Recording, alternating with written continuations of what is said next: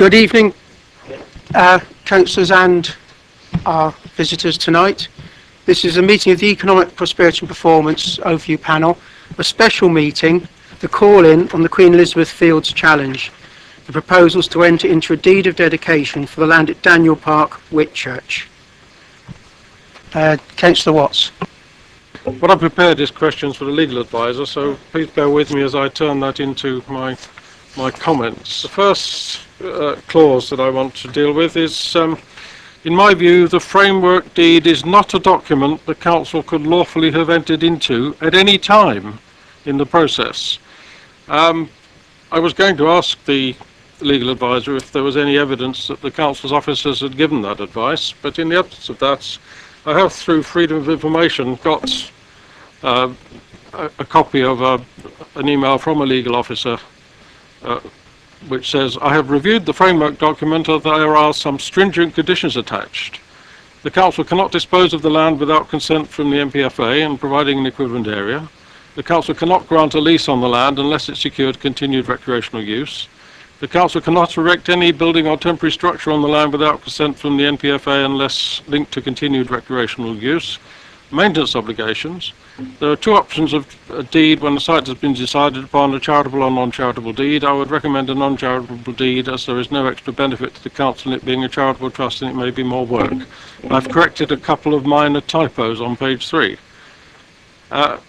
So unless there's another document that's been withheld from me, the council officers did not advise that the framework deed's not a document the council could lawfully have entered into.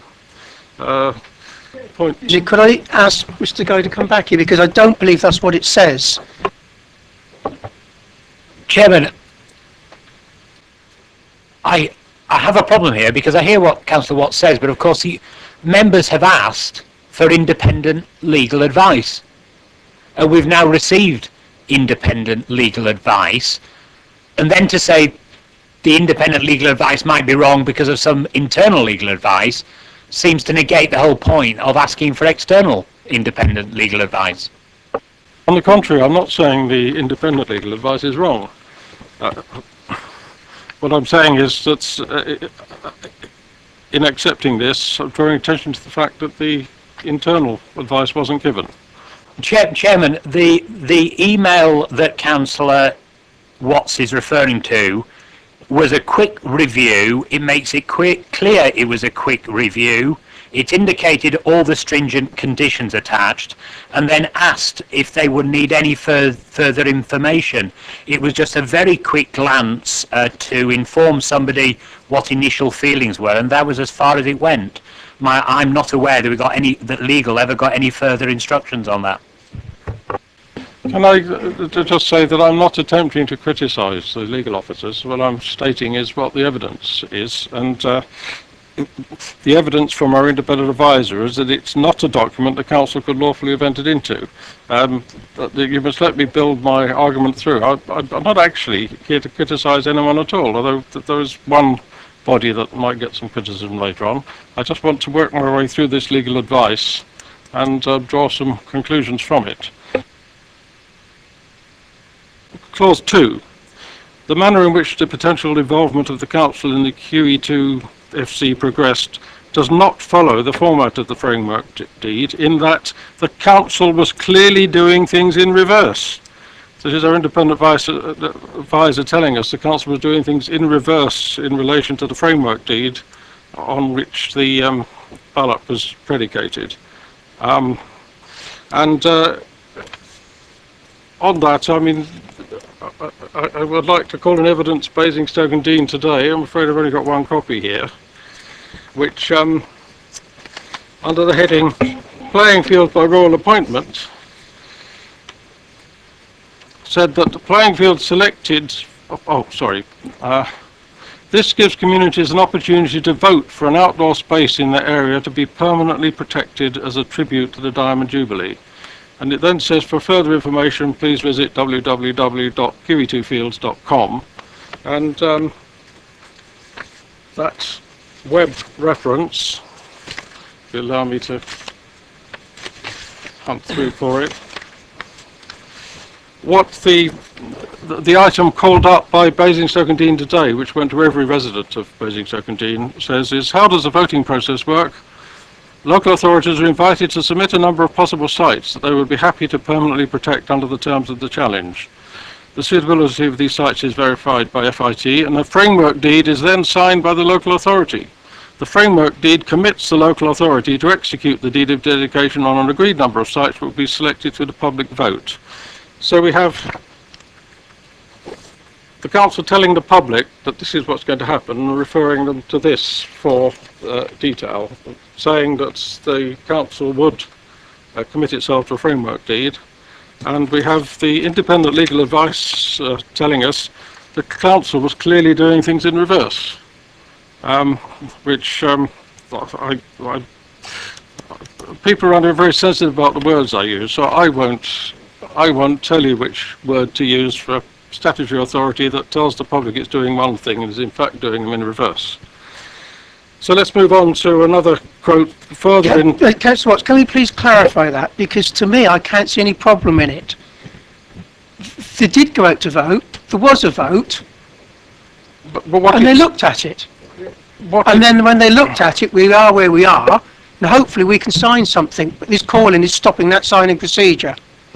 So the website called up by Basingstoke and Deane today says that it will be done in accordance with the framework deed, and that the council would then abide by that and dedicate the fields. The legal advisor is telling us that wasn't what the council was doing, it was doing it in reverse.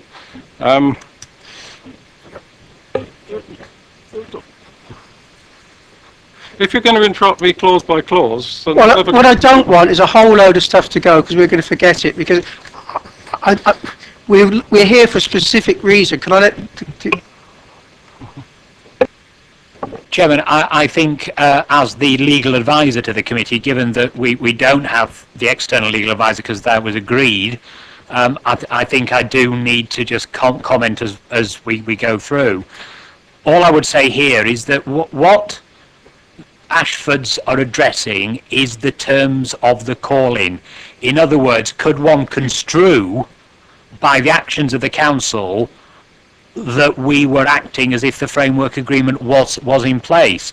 And what Ashfords are clearly saying is that no, the council was not acting in a way that could reasonably be construed as assuming that the framework agreement was in place. And that's as far as the advice goes. I'm sorry, it's very pertinent to the ground for call-in what the public were told, and Basingstoke and Deane today, supported by the website it calls up, says clearly the council was saying we were working to this framework deed, and it then explains in one or two sentences what that means. So that's very, very pertinent to the ground for the call-in. What are we telling the public is very important. Now, what you're saying is that by telling us the council was clearly doing things in reverse, then there was never any hope, never any intention that what was declared in Basingstoke and Deane and today was going to happen. And I must say I'm rather unhappy with that. But I would like to move on, if I may. The report says the exchanges between the council officers and FiT are entirely contrary to any reasonable belief that either party thought at any time that it was proceeding under the framework deed. And yet, told the public we were going to, and went through a ballot, and both the council and Fields-in-Trust allowed the ballot to go ahead when the council was acting in a reverse way. Now, I think that's a terrible indictment of Fields-in-Trust. And we have this statement, which just on the table when we arrived in. Fields-in-Trust say that the area was quoted with no plan or detailed description. That is just not true. Now, I've got at home the Freedom of Information request showing the document that was sent to Fields-in-Trust with the plan, and which was the very plan I tabled at the last meeting of this committee. So these, I think, are grounds for the disagreement between this committee's last meeting and the Cabinet to be referred to full council. Also, actually, in clause 2 it says it's clear the council intended to consult and then decide whether to offer any particular site, and that is not at all what the council told the public it was doing, and frankly that ballot should not have gone ahead if the council was not doing what it was telling the public it was doing and what Fields-in-Trust were telling the public they were doing. Fundamental elements of the framework deed were not agreed, for example, the number of sites, if any, to be selected. And there was an email which is timed at redacted, so I don't know who it's from or to, 1531 on the 13th of July 2011. July, and we had the ballot in October. The effect of the framework deed is to effect an agreement by the council to sign the deed of dedication for whichever site is selected by the vote. And the use of the singular there is clear indication that Basingstoke and Deane were only going to select one site, whereas some other councils have in fact selected all of the sites that were nominated. So my case is that this legal advice shows that the council has thoroughly misbehaved in relation to what it was saying to the public. It committed itself in writing to the public to working to the framework agreement, but the lawyers are telling us that they never had the slightest intention of doing that, and on those grounds I propose that the full council be advised to adopt the previous recommendation of this committee. Thank you. I did allow you 2 lots of 4 minutes there, since you are the ward councillor for the area. Councillor Mrs Reid. Yes, Chair, just on a point of order. Councillor Watts is suggesting the council misbehaved on the basis of something that's published on an external website. I don't see how the council can be held responsible for something which is on an external website rather than something the council is itself responsible for singly. Not at all, not at all. It's on the basis of the independent legal advice. The council was clearly doing things in reverse.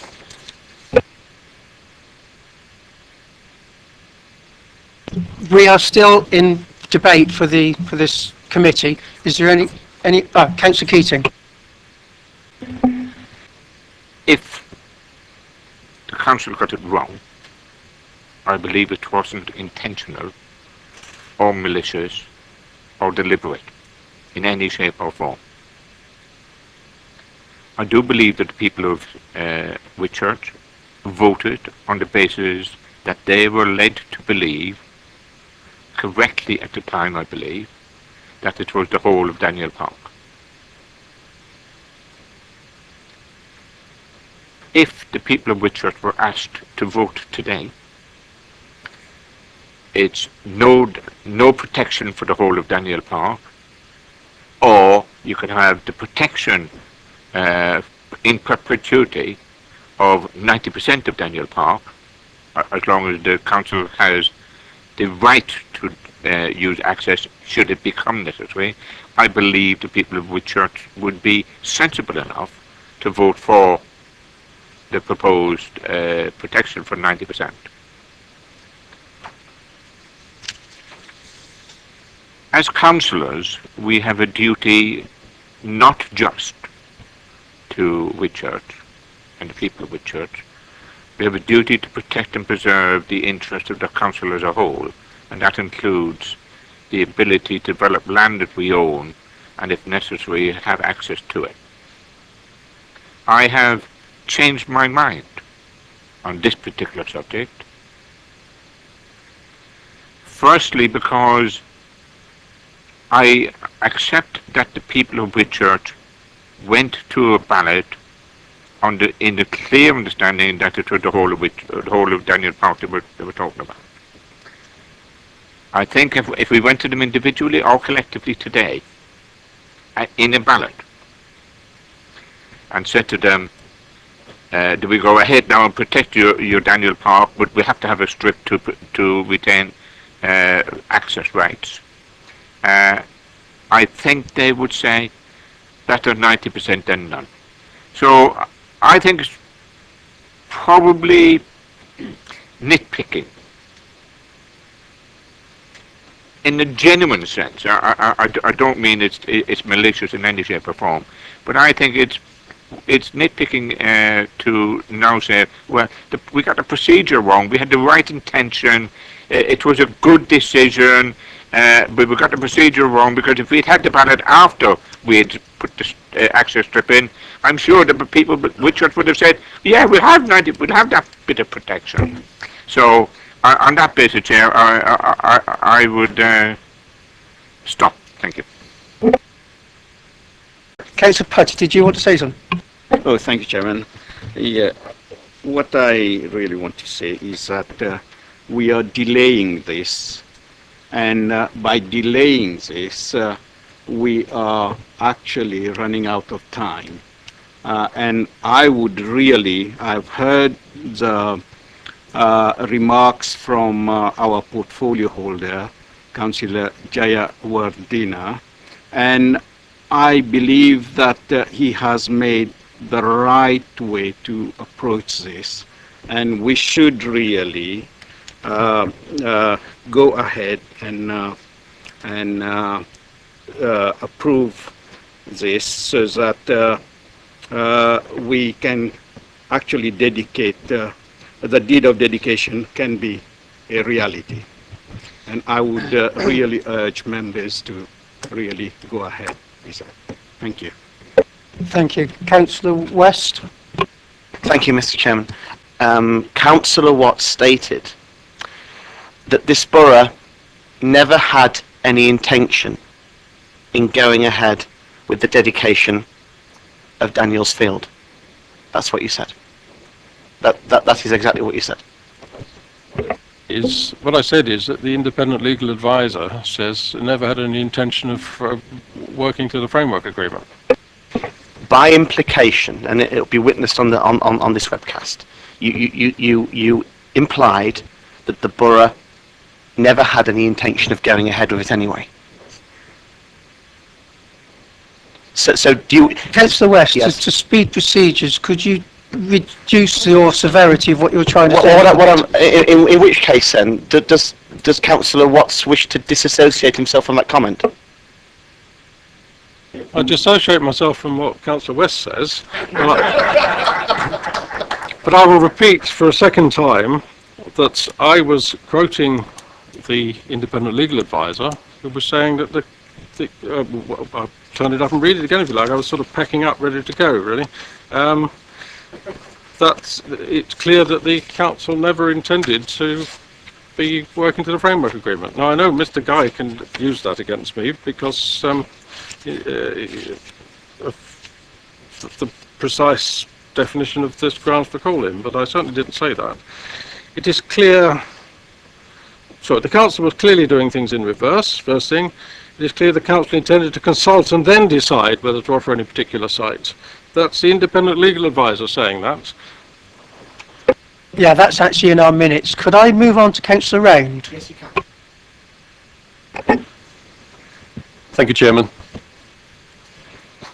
I'm disappointed that we've created all of these delays in getting this job done. The paper here from Field-In-Trust clearly says that a normal process goes along the route and that at some point there could be some changes to shape, size, or layout, etc. And that is part of a process. Trying to dovetail in everything to make it work in a particular order can't always happen. Our Cabinet made the correct decision for the benefit of the whole borough. I supported the original officer report, I supported the Cabinet decision. And now further work by officers, district valuers, etc., supports our original decision. We should now get on and get the job done. Thank you, councillors. Chairman, reference was made by Councillor Watts to full council. Clearly the normal route on an executive matter like this would be to amend or reject the call-in decision and ask Cabinet to rethink it. But clearly it's a matter for councillors, Chairman. My Vice Chairman wants to speak. Chair, I'd like to move Resolution 9, little 1, to support the called-in decision, and the called-in decision therefore stands. Councillor Round. Thank you, Chairman. Yes, I'm happy to support Vice Chair's recommendation. Thank you. Councillors, we have proposed and seconded for 9.1. All those in favour of 9.1, please show.